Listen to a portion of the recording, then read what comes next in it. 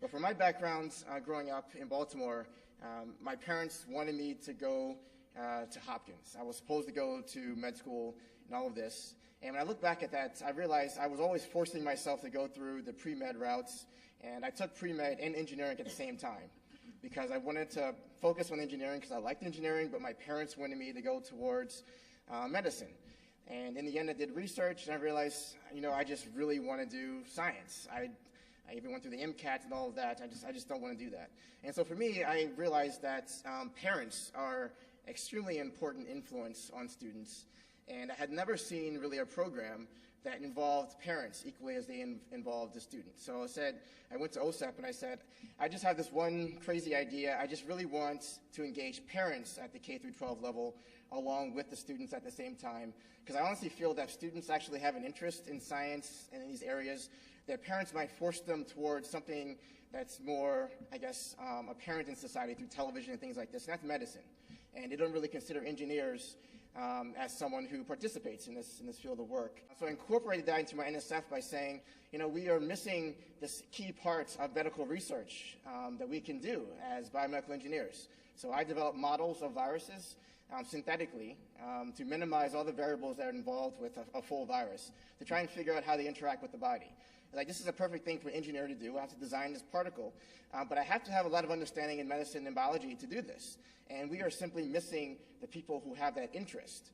And so the best way to do that is to engage them at K through 12 level before they decide to go to college and actually pick a major.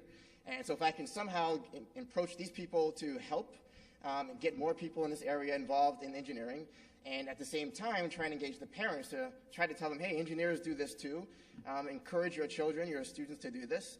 And then also for my background, I never had a professor who was African American, ever.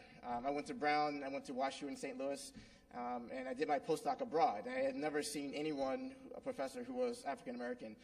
And so if we could somehow introduce students to African Americans and women also in science, then perhaps we could actually encourage them to come into this area and also see engineering as a possibility to approach this. So I approached these simple ideas with OSEP, and they helped me build this into a 3-tiered program.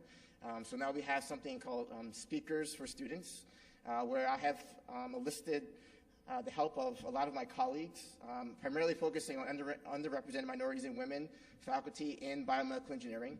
And through conferences, I am able to make a lot of friends, and so I was able to get them to volunteer to come give a talk here at Northwestern and go to, which we're working with, is ETHS, Evanston Township High School here. And so they can give a talk at Northwestern, and then for a second day, they would be able to give a talk to the students at a high school so they can see a representative of a minority or women faculty, and then have a second stage where they could actually have interaction with parents through 2 parent groups.